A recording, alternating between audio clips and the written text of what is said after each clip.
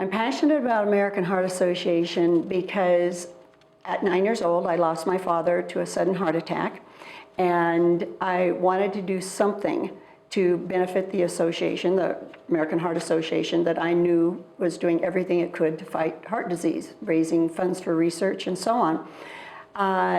At the time that I first became involved, in about 2003, 2004, I did not realize that 3 years later, in 2007, I would become a survivor of heart disease. It made me grateful to the American Heart Association again for all that they've done for research. And at this point, I will continue as a passionate volunteer with Heart Association as long as I possibly can, because my new motto is I want to stay ahead of the research curve. I want to be someone who benefits from all of what American Heart Association does. It's an amazing organization. In 2007, I was involved in a running group and had a knee surgery and had to stop running for a few months.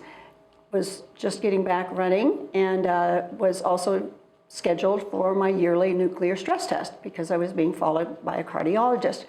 And that year during my stress test, I had said I was having a little trouble keeping up with some of the runners, but I thought I was out of shape.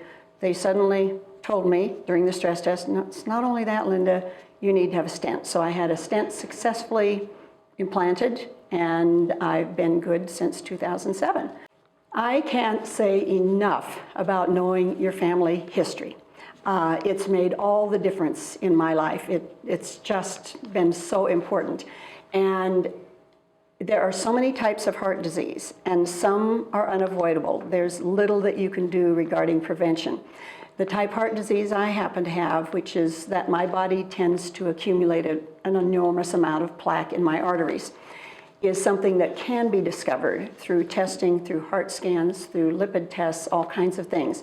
If that's the type heart disease that is prevalent in your family, or that you've had a close family member die from, as my father did, then you can be checked.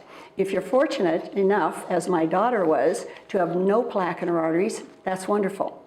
If you're unfortunate, as my son, who is a year younger than his sister, he happens to have inherited what I have. He has an awful lot of plaque in his arteries, so he is being treated aggressively around that, and hopefully can avoid maybe even a stent.